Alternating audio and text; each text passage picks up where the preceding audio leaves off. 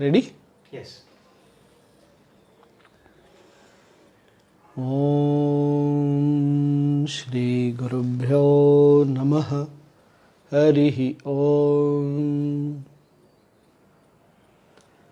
सदाशिवसमारम्भां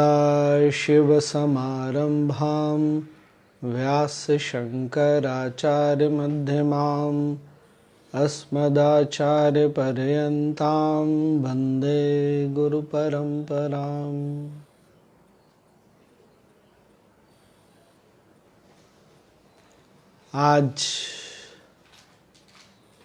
आज का टॉपिक बहुत इंटरेस्टिंग है और इसको हम अच्छे डिटेल में देखेंगे और हो सकता है इसको कल हम एक दूसरे रेफरेंस में भी देखेंगे। एक बार मैं रेफर कर लूँ बुक को।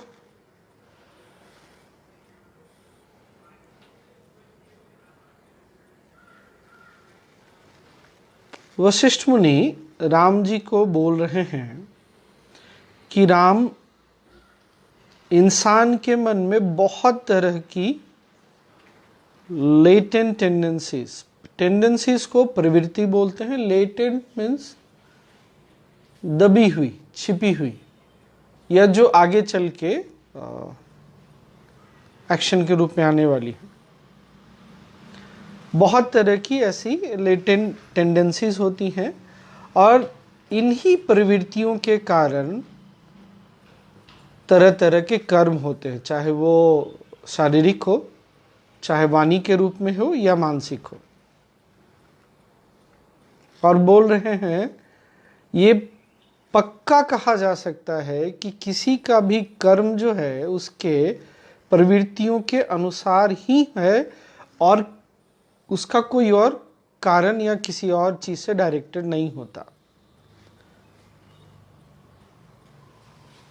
फिर आगे ये भी बोल रहे हैं कि जो कर्म की गति है उसमें और इन प्रवृत्तियों में जो सबसे मजबूत, सबसे स्ट्रॉन्ग टेंडेंसी है वही, इसमें कोई खास अंतर नहीं होता और वो जो ऐसी प्रवृत्तियां हैं वो मन को बनाती हैं और ये सब एक दूसरे से एक कड़ी के रूप में जुड़े हुए हैं।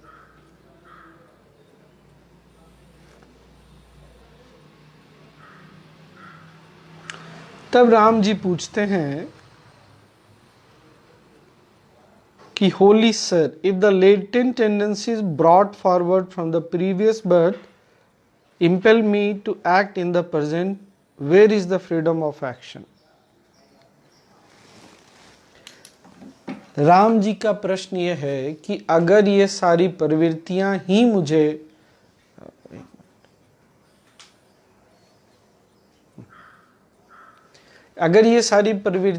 मुझे कर्म के लिए प्रेरित कर रही हैं तो इसमें मेरी स्वतंत्रता कहाँ है फिर? अब ये बहुत इंटरेस्टिंग टॉपिक है। वशिष्ठ मुनि बोलते हैं राम, पिछले जन्मों के कर्म की वजह से इस जन्म में दो प्रकार की प्रवृत्तियां मिलती हैं। प्रवृत्तियों को हम विस्तार से देखेंगे। टेंडेंसीज, प्रवृत्तियां। और ये दो तरह की प्रवृत्तियां क्या हैं? एक है निगेटिव और एक है पॉजिटिव।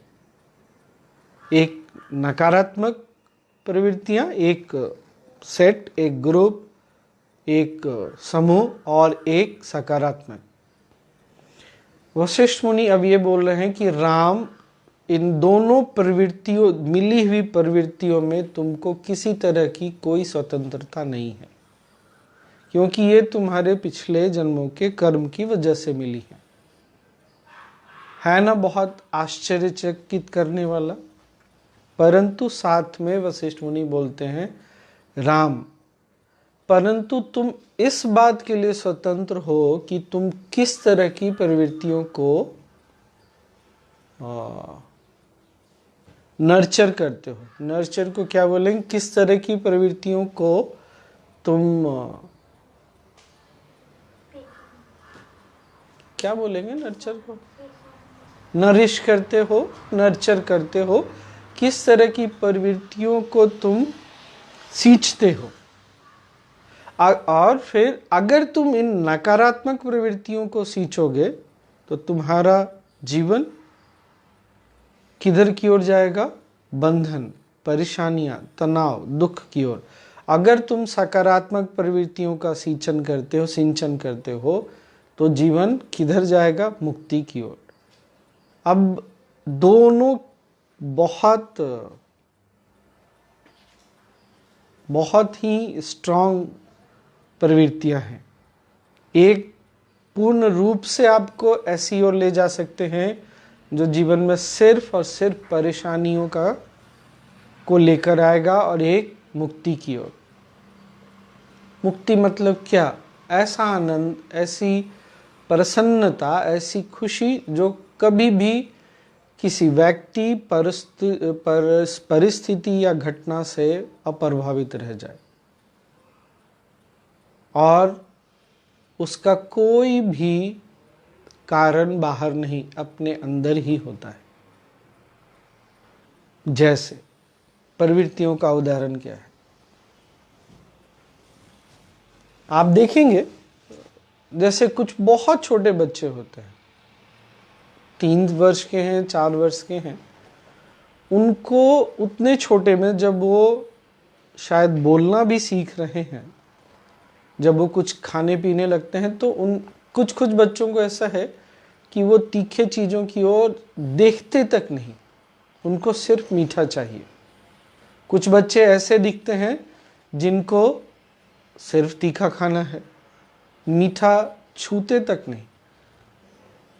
मैंने एक बहुत ही छोटे बच्चे को देखा है, बोलता भी नहीं साफ साफ। मैं उससे लगभग 1.5 वर्ष पहले मिला। वो खाएगा तो सिर्फ तीखी चीज़ें, और तीखेपन के कारण उसके आंखों में आंसू आ जाते, लेकिन वो छोड़ेगा नहीं। वो खाएगा तो तीखा ही खाएगा, मीठा छुएगा भी नहीं। अब ये कहाँ से आया? फिर आपने देखा होगा, मैं बच्चों का इसलिए उदाहरण देता हूँ क्योंकि ये उदाहरण बहुत सहजता, सरलता से समझ में आता। आपने देखा होगा कुछ बच्चे ऐसे होते हैं, उनको छोटी सी बात आप कुछ बोले, वो कुछ खेल रहे हैं, कुछ कर रहे हैं, आप उनको उसके लिए मना करते हैं कि जैसे वो बिजली का पावर पॉइंट है वहाँ खेलने जा रहा, आप मना करेंगे, वो रोने लगेगा, तुरंत रोने लगेगा और बहुत रोएगा। कुछ बच्चे बहुत बड़ी भी शैतानी कर रहे हैं, आप डांट भी देंगे तो वो तुरंत घूम के दूसरी ओर चला जाएगा और फिर वो बिजी हो जाएगा। इस तरह से आपने बहुत तरह से देखा होगा बच्चों को। किसी का जन्म गुजरात में क्यों हुआ, किसी का जन्म महाराष्ट्र में क्यों हुआ? ऐसी कौन से वो कारक हैं जो इसके लिए जिम्मेदार हैं? तो ये हमारे पिछले जन्मों के कर्म हैं। अगर आपका जन्म गुजरात में हुआ है तो मीठा खाना, महाराष्ट्र में हुआ है तो तीखा खाना। अगर आपका जन्म बंगाल में हुआ है तो आपके लिए मछली भी फल है। ये है आश्चर्य की बात। अगर आपका जन्म दक्षिण भारत में हुआ है तो दक्षिण भारत में खाने में खट्टापन बहुत रहता है, दही, इमली, टमाटर, सारी चीज़ों का उपयोग होता है। तो ये हमारी प्रवृत्तियां अब को मजबूत बनाती है। अब जिसने कभी भी आयुर्वेद में नाड़ी परीक्षा कराई है, नाड़ी परीक्षक वैद्य, अगर आपको नहीं पता है, वो सिर्फ नाड़ी देखकर बताते हैं कि तुम्हारी प्रवृत्ति क्या है। ये प्रवृत्ति वात, पित्त और कफ के अनुसार वो बताते हैं। वात मतलब वायु, कफ मतलब जल, पानी, और पित्त मतलब अग्नि। ये तीनों मिलके शरीर की प्रवृत्ति बनाते हैं। कोई पित्त प्रकृति का होता है, कोई वात प्रकृति का, कोई कफ प्रकृति का, कोई इन दो में से मिक्सचर से बनता है। और इसमें उस व्यक्ति का कोई वश नहीं चलता। ये जन्म से है और ये जब तक शरीर है तब तक ऐसा ही रहेगा। अब अगर कोई पित्त प्रकृति वाला है, अग्नि बहुत तेज है, तो ऐसा आपने अपने आसपास देखा होगा, फिर उसके लिए क्रोध, चिड़चिड़ापन बहुत ही सहज है, बहुत नेचुरल है। अब ऐसा क्यों है? उसकी प्रकृति अग्नि बहुत तेज है। वो कोई भी छोटी सी बात, कोई छोटी सी घटना उसके पित्त को ट्रिगर करती है और उसके लिए क्रोधित होना बहुत सहज बात है। कोई कफ प्रकृति का व्यक्ति है, कफ जल, जल का स्वभाव क्या है? वो एक बार जहां आप रख दीजिए तो आसानी से हिलता नहीं, उसको हिलाना पड़ता है। तो कफ वाले व्यक्ति देखने में आलसी लगेंगे। जैसे वो अगर बैठ गए कहीं तो आप उनको वहां से उठाना आपके लिए आसान काम नहीं है। वात वालों को, वात मतलब वायु, वायु का क्या है? वो निरंतर मूव करते रहे, चलती रहे। वात वालों को बिठाना बहुत बड़ा एक प्रोजेक्ट होता है। तो सब अपनी अपनी प्रकृति के साथ सबका जन्म हुआ है। अब ये प्रकृतियां हमारी प्रवृत्तियां बनाती हैं।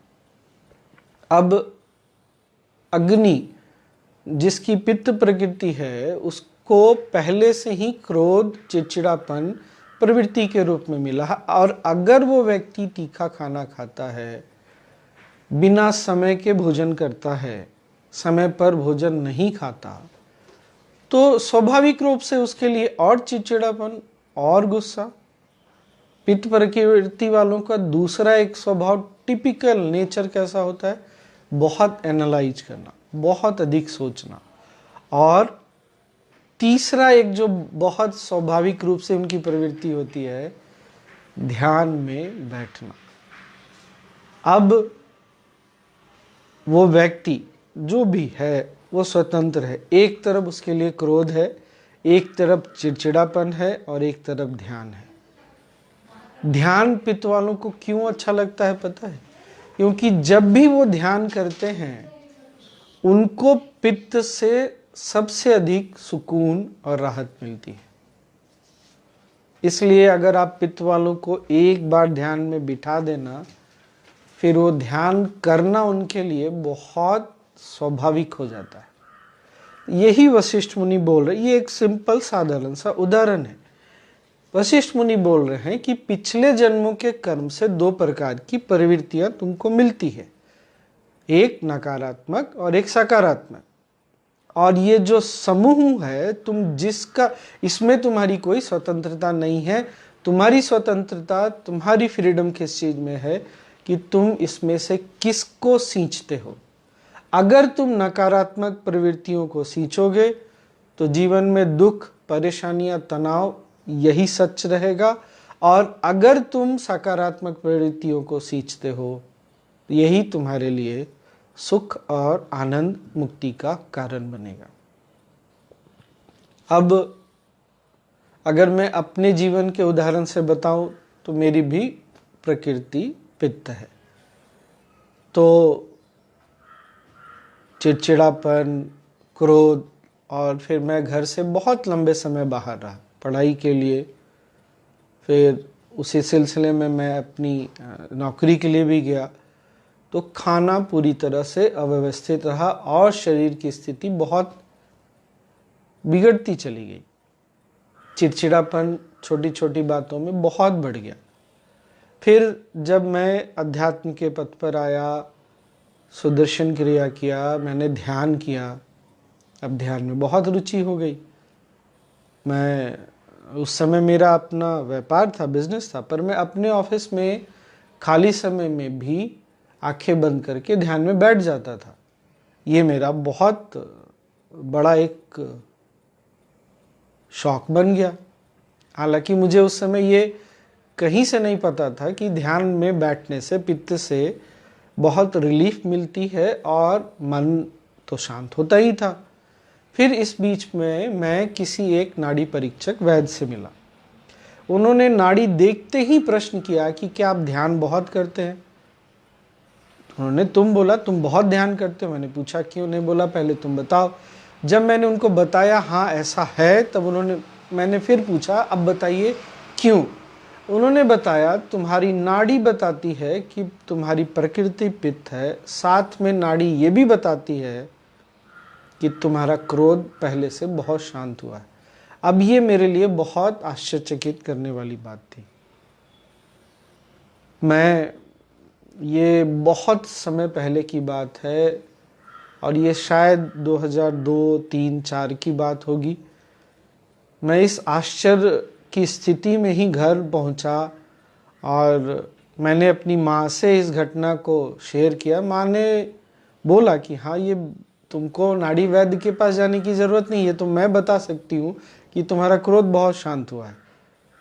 आपके आसपास के लोग आपको देखते हैं, वो बदलाव को भी समझते हैं। अब मेरे सामने ये स्वतंत्रता थी। क्या अगर मैं ध्यान करूंगा तो अपनी इस नकारात्मक स्थिति से बाहर निकलने में मुझे मदद मिली, निश्चित रूप से मदद मिली। अब इतने वर्षों में ज्ञान से, साधना से, सत्संग से, सेवा से, अब अपने क्रोध पर ऐसा नहीं है कि मैं इरिटेट नहीं होता, मैं क्रोधित नहीं होता, लेकिन ना तो वो इरिटेशन ना ही वो क्रोध अब मेरे को परेशान करता है, टिकता है। और इतना भी विवेक अपने अनुभव से जाग गया कि जब बहुत इरिटेशन हो रहा है, बहुत क्रोध, या खाना नहीं खाया, कुछ नहीं, बहुत छोटी सी बात, खाना नहीं खाया, वो धीरे धीरे अग्नि ऊपर चढ़ने लगती है। फिर उस समय क्या, बिल्कुल शांत रहना है। क्यों? पित्त जब बहुत बढ़ता है, अग्नि जब बहुत तेज हो जाती है, तब स्वाभाविक रूप से वाणी भी बहुत तीखी हो जाती है। इसके लिए एक कहानी याद आती है और ये मेरे बहुत पसंदीदा कहानियों में से एक है।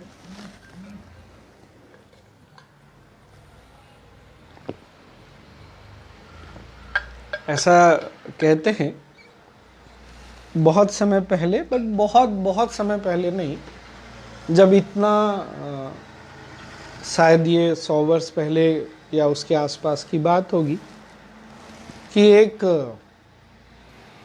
काशी में एक व्यक्ति, काशी या वाराणसी में एक व्यक्ति रोज गंगा पार करके किसी स्कूल में पढ़ाने जाता था। एक दिन गंगा पार करके जब वो थोड़ा आगे बढ़ा तो उसने देखा पास में ही किसी ने एक कुटिया बनाई है, छोटी सी नई कुटिया। तो उसने देखा कौन है, तो एक कोई सन्यासी दिखे। तो फिर देखता रहा, फिर चला गया। फिर आया तो दूसरे दिन, अब वो थोड़ी देर वहाँ ना उस सन्यासी के पास बैठ गया। तो सन्यासी कुछ बोलते नहीं, कुछ बात करते नहीं, पर वो बैठ के ध्यान कर रहे होते। तो ये बैठने लग गया और थोड़ा समय पहले निकलने लग गया कि मैं भी उनके साथ ध्यान करूँगा। वो ध्यान करता, बहुत अच्छा लगता। और धीरे धीरे ये बात फैलती चली गई कि गंगा घाट उस तरफ कोई एक सन्यासी हैं जो ध्यान करते हैं। तो लोग धीरे धीरे आने लगे। लोग आने लगे तो कुछ बातें होने लगी। तो लोगों को अच्छा लगता उनकी बातें सुनना, ध्यान करना, सत्संग भी होता। और ये सिलसिला काफ़ी दिन चलने लगा, काफ़ी लोग आने लग गए। तो उस सन्यासी की ना एक बहुत और दिलचस्प, क्या बोलेंगे उसको, हैबिट, कि उनको जब क्रोध आता था तो वो कुछ भी आगे पीछे देखना नहीं, सोचना नहीं, जो मुंह में आया बोल दिया। गाली भी दे देना, बहुत गुस्सा करना, बहुत चिल्लाना। तो बीच बीच में कभी कभी ऐसा होता था। तो एक दिन वो जो व्यक्ति रोज जाता आता था, एक दिन वो बैठा हुआ था और उस दिन वो सन्यासी बड़े प्रसन्न दिख रहे थे। तो उसने बड़े हिम्मत करके बोला महाराज, भारत में ना सन्यासियों को महाराज के रूप में भी बोलते हैं, महाराज आपसे एक बात पूछूं? तो उन्होंने बोला बोलो। तो उसने बोला महाराज आपके पास जब से आने लगा हूँ, बैठने लगा हूँ, जीवन में बहुत परिवर्तन आया, ध्यान में रुचि हो गई, ज्ञान में रुचि हो गई, और जो एक कहीं कमी महसूस हो रही थी वो पूरी हो गई, बहुत अच्छा लगता है। परंतु, तो उन्होंने पूछा क्या? पर जो ये आप क्रोधित होकर इतनी गालियां देते हैं, इतना बोलते हैं, चिल्लाते हैं ना, इससे मन एकदम व्यथित हो जाता है और अच्छा नहीं लगता, ये आपको शोभा नहीं देता। जब तक उस मास्टर ने अपनी बात समाप्त की उससे पहले ही, आप समझ लीजिए, उस सन्यासी ने इतना जोर से चिल्लाया, 2-4 गालियां दी और एकदम उसी क्रोध में पूछा, मूर्ख कहीं के, क्या मैंने तुमको यहां आने बोला? बोला नहीं महाराज आपने तो नहीं। तो क्या मैं तुमको यहाँ बैठने के लिए बोलता हूँ? नहीं। क्या मैं तुमको यहाँ से जाने के लिए? और वो बिल्कुल क्रोध में। बोला नहीं महाराज गलती हो गया। बोले, शांत हुए, मुस्कुराए, बोले बेटा उसी तरह ये क्रोध आता है, बैठता है और जाता है, मैं सिर्फ देखता हूँ। यहाँ पर एक दूसरा पहलू अपनी प्रवृत्ति को देखने का है, पर ये बहुत अभ्यास से ही संभव है। मैंने क्या अभ्यास किया है, जब क्रोध आए तो चुप रहना, कुछ बोलना नहीं। पर ये एक दिन में नहीं हुआ, एक लंबा समय लगा है। ध्यान करते करते ये सजगता बढ़ी है कि ये जो अग्नि के तेज होने पे जो कड़वाहट निकलती है वाणी में, इससे किसी को कोई लाभ नहीं होता, मुझे क्या लाभ होगा, बल्कि दूसरों का मन खराब होता है। तो ये सजगता आई कि मुझे ऐसा नहीं करना है। उन्होंने ऐसा किया कि वो उस क्रोध की स्थिति को भी देख पाए। अब ये जो देखने की जो विधि है ना, इसी को ध्यान बोलते हैं। इसी को ध्यान में साक्षी भाव में बैठना, कि जो कुछ भी है देखना, अपने आसपास भी और जो अपने अंदर भी है, दोनों को देखना और शांति पूर्वक उसके साथ बैठना, ये ध्यान की प्रक्रिया है। इसीलिए ध्यान बहुत ही आवश्यक है। वशिष्ठ मुनि क्या बोल रहे हैं?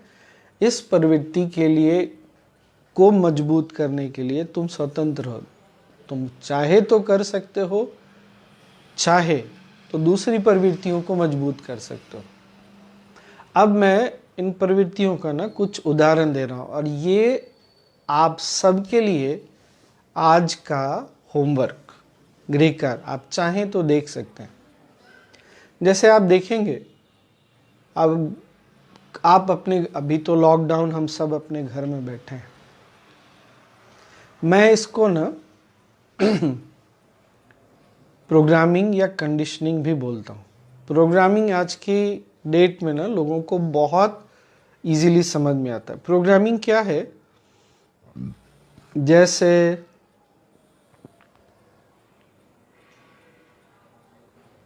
आप घर में नया टीवी लेके आते हैं, उसमें हजारों चैनल चल सकते हैं, लेकिन कोई भी चैनल आता नहीं। क्यों? क्योंकि उसको आपने ट्यून नहीं किया है, प्रोग्रामिंग नहीं की। ये जो ट्यूनिंग है, जब आप सेट टॉप बॉक्स से साथ में जोड़ के उसकी ट्यूनिंग करते हैं, तो धीरे धीरे एक एक चैनल में दूसरा चैनल आने लगता है। अब अगर चैनल A1 में चैनल X आता है, तो चैनल 2 में X नहीं आएगा, दूसरा चैनल आएगा।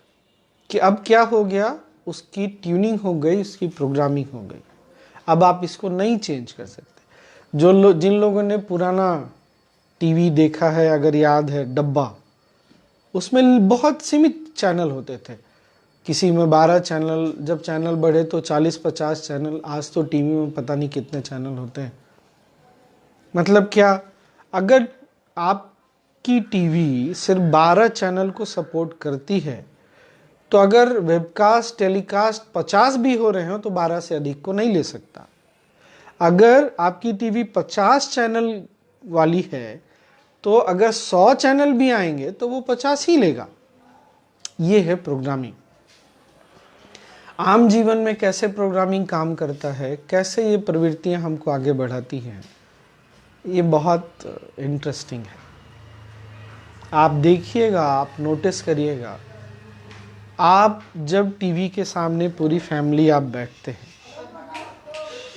टीवी के सामने कौन कहाँ बैठता है सोफे पर, ये सब का अपना अपना एक स्थान बना हुआ है, सीट। ऐसे जैसे कि आप किसी मूवी थिएटर में, सिनेमा घर में टिकट लगा करके बैठे हैं देखने के लिए, और अगर किसी का एक स्थान फिक्स्ड है बैठने का, उसको आप वहां से हटाइए, उसको कंफर्टेबल नहीं लगता। आप इस चीज को नोटिस करिएगा। डाइनिंग टेबल पर या घर में कौन कहां पर बैठकर खाना खाता है, ये भी फिक्स्ड है। क्या किसी ने आके, सरकार ने, एडमिनिस्ट्रेशन ने, या आपके दादा परदादा ने बोला है कि तुम यहां बैठकर खाओगे, तुम यहां बैठकर नहीं खाओगे? नहीं, वो मन अपनी प्रवृत्ति के अनुसार अपनी चीजों को डिसाइड कर लेता है। आप देखेंगे, आप जब सुखासन में बैठते हैं तो कौन सा पैर नीचे जाएगा वो आप डिसाइड नहीं करते, वो पहले से डिसाइडेड है। हम चप्पल पहनते हैं, जूते पहनते हैं, शर्ट टी शर्ट पहनते हैं, कौन सा पैर चप्पल में पहले जाएगा ये हम नहीं डिसाइड करते, ये पहले से फिक्स्ड है। हम तो ये भी ध्यान नहीं देते, बस एक नज़र चप्पल पे गई, अगर बहुत सारे चप्पल जूते रखे हैं, एक नज़र गई और पैर ऑटोमेटिकली आगे बढ़ता है। ये कहाँ से ये सब डायरेक्टेड हो रहा है? ये कौन निर्णय करता है? अब अगर अपनी चेतना को देखें ना, तो शास्त्रों में भी ऐसा लिखा है, साइंस भी आज बोलता है, एक है हमारा कॉन्शियस माइंड, जैसे अभी सचेतन मन, अभी हम देख रहे हैं, सुन रहे हैं, चीज़ों को एनालाइज कर रही है, कॉन्शियस माइंड है। एक होता है सब कॉन्शियस माइंड, सब कॉन्शियस माइंड को अचेतन मन बोलते हैं। दोनों का उदाहरण क्या है? कॉन्शियस माइंड, चेतन मन का तो आपने उदाहरण देख लिया, सब कॉन्शियस माइंड का क्या उदाहरण है? मान लीजिए आप गाड़ी चलाना जानते हैं, मोटरसाइकिल चलाते हैं, कार चलाते हैं, और आपको डेली अपने घर से ऑफिस जाने में आधे घंटे लगते हैं। आप देखेंगे, आप गाड़ी चला रहे हैं और ट्रैफिक है, किसी का फ़ोन आ जाता है, वैसे बात नहीं करनी चाहिए, पर आप फ़ोन पर बात कर लेते हैं और ये भी बोल देते हैं कि अच्छा तुमसे बाद में बात करूंगा, अभी गाड़ी चला रहा हूँ, और कहीं पर कोई मिस्टेक नहीं होता। घर में माँ या कोई खाना बनाते हैं, आप उनको देखिए, वो खाना बनाते बनाते कितना सारी बातें कर लेते हैं, वे लोग फ़ोन पर भी बात कर लेते हैं और खाना बिल्कुल गड़बड़ नहीं होता। क्यों नहीं होता? ये सब कॉन्शियस माइंड सारी चीज़ों को टेक ओवर कर लेता है। हम जो जीवन में देखते हैं, सुनते हैं, अपनी प्रवृत्ति के अनुसार जो चीज़ों को अंदर लाते हैं, वो सारा सब कॉन्शियस माइंड में बैठ जाता है। और जब कॉन्शियस माइंड नहीं काम कर रहा होता, तब ये सब कॉन्शियस माइंड टेक ओवर कर लेता है। कॉन्शियस माइंड जब काम कर रहा हो तो फिर भी हम थोड़े सजग हो करके कहीं हाँ कहीं ना कर सकते हैं, पर ये जब सब कॉन्शियस माइंड में, अचेतन मन में बैठा हुआ है, उसको चेंज करना, उसको बदलना, यही इंसान के जीवन की सबसे बड़ी चुनौती है, और वही प्रोग्रामिंग है। ये कौन डिसाइड करता है कि कौन सा पैर चप्पल में पहले जाएगा? ये कौन डिसाइड कर रहा है कि डाइनिंग टेबल पे मैं कहाँ बैठूंगा? मैंने यहाँ तक देखा है कि जो लोग अपने घर में खाने के समय डाइनिंग टेबल पर एक पार्टिकुलर चेयर में बैठते हैं, वो दूसरे के घर में भी जाएं तो वो उसी चेयर को ढूंढते हैं, उसी पोजीशन को ढूंढते हैं जहां पर वो घर में बैठते हैं। आप थोड़ा गौर करेंगे ना तो आपको भी ये दिखने लगेगा। आप कल्पना करिए कि हमारी प्रवृत्तियां और हमारी प्रोग्रामिंग कैसे हमारे जीवन को डायरेक्ट कर रही है, आगे बढ़ा रही है। अब हमने बचपन में देखा है किसी को या सीखा है, जब गिर जाओ तो रोना। आपने कितने लोगों को जीवन में देखा है, वो गिर गया, चोट लगी है और वो रोने के बजाय हंसता है? शायद ही किसी को देखा होगा। लगभग असंभव है ऐसे किसी व्यक्ति से मिलना। क्यों? ये किसने सिखाया? आप इस तरह की बहुत सारे सिचुएशन को आप सोच सकते हैं, देख सकते हैं, अपने आप को ऑब्जर्व कर सकते हैं, अपने आसपास लोगों को ऑब्जर्व कर सकते हैं। ये जो देखने की प्रक्रिया है, ये पहली सीढ़ी है आगे बढ़ने के लिए। और जब भी कोई अध्यात्म के पथ पर आगे बढ़ता है, साधना पथ पर, सबसे पहले उसको अपनी ये सारी चीजें, अपनी प्रवृत्तियां दिखने लगती हैं। इसीलिए साधना पथ में आने पर जब अपनी प्रवृत्तियां दिखने लगें तो आदमी को घबराना नहीं चाहिए। क्यों? ये पहली सीढ़ी है। इससे निकल सकते हैं, निश्चित रूप से निकल सकते हैं। ये अपने जीवन के उदाहरण से मैं बता रहा हूँ।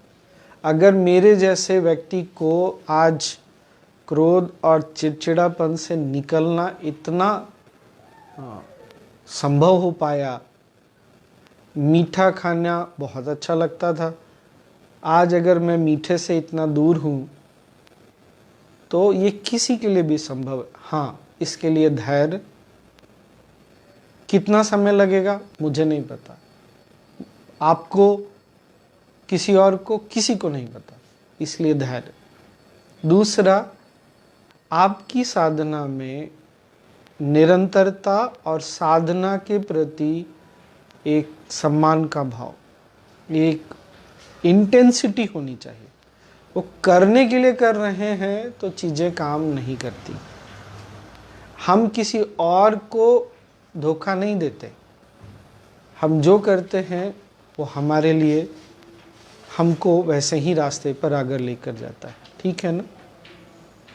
तो आज आपके लिए ये होमवर्क है कि आप अपनी प्रवृत्तियों को देखें और आश्चर्यचकित हों। इसमें कोई दुखी होने वाली बात नहीं है, ये आश्चर्य करने की बात है कि ऐसा भी आज तक हमारे साथ होता आ रहा और हमको पता भी नहीं है। और दूसरी बात, देख करके मुस्कुराइए और ये डिसाइड करिए, ये निर्णय करिए कि अब आपको आगे क्या करना है। क्या आप इससे निकलना चाहते हैं? निकलने की एक इच्छा उठती है, ये बहुत आवश्यक है। कल हम इसको और आगे देखेंगे और हमारी प्रवृत्तियां कैसे हमारा कर्म बनाती है, ये कर्म का जो साइकिल है वो क्या है, और ये कर्म का साइकिल जो है, ये जो चक्र है कर्म का, कैसे टूटेगा। कल हम इस पर देखेंगे वो कौन से फैक्टर है, कौन से कारक हैं जो इस कर्म के चक्र से हमको बाहर निकाल सकते हैं। ठीक है ना? तो कुछ प्रश्न है ना? कुछ प्रश्न है, प्रश्नों को लेते हैं। जय गुरुदेव स्वामी जी। ऐसे कौन से कर्म हैं जो वर्तमान के कर्म से भी नहीं बदलते?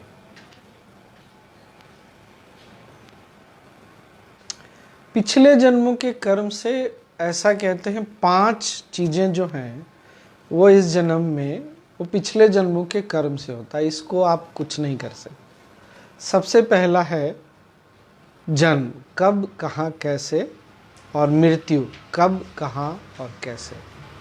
इन दोनों के बीच में 3 चीजें होती हैं जिसको जो पहले से पिछले जन्मों के कर्म से डिसाइडेड है, इसको आप नहीं कुछ कर सकते। अब ये आपको कैसे पता चलेगा वो क्या है, ये आपके लिए एक और होमवर्क है।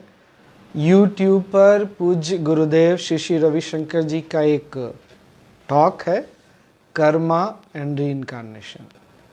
आप इसको सुनेंगे, ये आपका होमवर्क है, और आप फेसबुक पेज पर कल शुरू होने के पहले आप ये मैसेज कर सकते हैं, और फिर कल हम इसको भी देखेंगे। इसके अलावा जैसा मैंने कहा कि इस जन्म में भी कुछ चीज़ें हैं जो आप नहीं बदल सकते, वो पिछले जन्मों के कर्म से है। अब जैसे ये शरीर, जो शरीर आपको मिल गया सो मिल गया, शरीर में बदलाव हुआ, पहले छोटा था बड़ा हुआ, मोटा हो सकता है, लंबा हो सकता है, पर जो शरीर की प्रकृतियां हैं वो आप नहीं बदल सकते। फिर क्या करना है वो तो मैंने ऑलरेडी बताया। अब दूसरा प्रश्न। हाँ,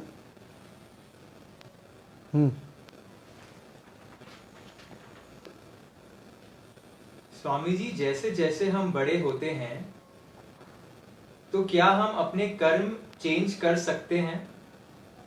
हाँ, निश्चित रूप से। हम क्या करना चाहते हैं और क्या नहीं करना चाहते हैं, ये हमारा ही तो निर्णय है। बहुत बार क्या आपने नहीं देखा है, किसी ने इंजीनियरिंग पढ़ाई की है और सबसे अच्छे कॉलेज से पढ़ाई की, और इंजीनियरिंग के बाद पता चलता है वो एक शेफ बन गया है, तो उसने अपना कर्म बदला। वो तो होता ही है, संभव भी है। Is subconscious mind related to impressions or past karma? Yes, also related to past impressions. Why? These past impressions are getting stored in somewhere in our consciousness. That is not conscious mind. That is, some things are getting stored in the subconscious aspect of our existence. Huh? Swamiji, how do you realize that certain tendencies are prevailing in you? How are they different from habits? Tomorrow we'll be talking on this in very detail. The tendencies give rise to habits.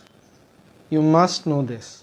So if you take care of your tendencies, you can definitely take care of your habits. For an example, just again very simple example.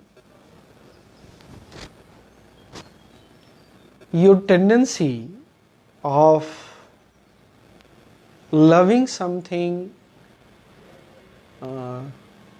say very spicy food. You love something spicy, very spicy, hot and spicy. If you are not taking care of this, do you not realize, have you not seen that such kind of people have this tendency to get aggressive, and they get aggressive very quickly? If they start taking care of this habit, eating very moderate food in moderate amount, if they keep on doing sadhana, meditation, pranayama, exercises, they keep on detoxifying their body from time to time, like many of us has done, this tendency, this habit of getting angry and aggressive very quickly gets reduced. So it is possible and doable also.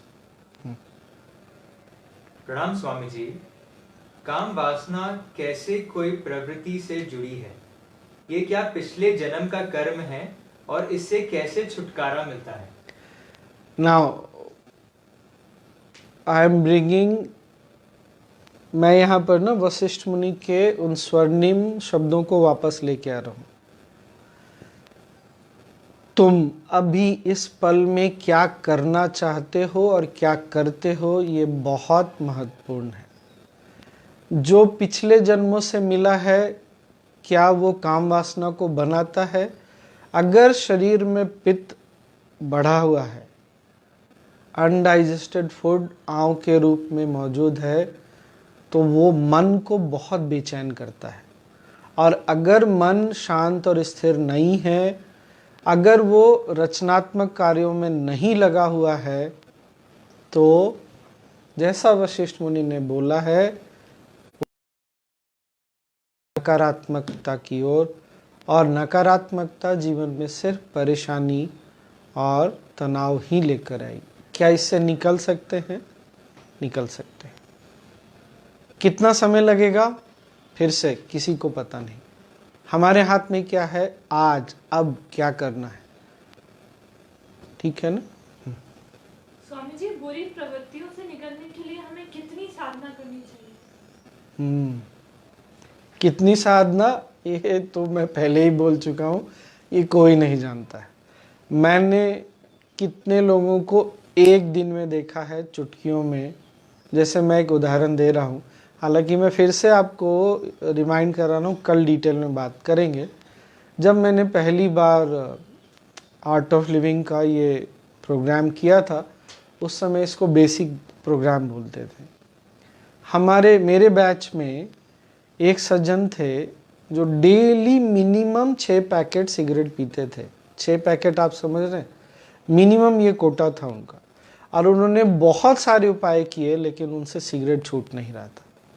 और basic course में पहले दिन के बाद से उन्होंने, और वो लगभग मेरे से, फिर उनका ट्रांसफ़र हो गया, कहीं काम करते थे गवर्नमेंट ऑफिस में, मुझसे 14-15 वर्षों के बाद वो मिले, और फिर दोबारा उन्होंने पीछे मुड़ के नहीं देखा, सिगरेट कभी छुआ नहीं।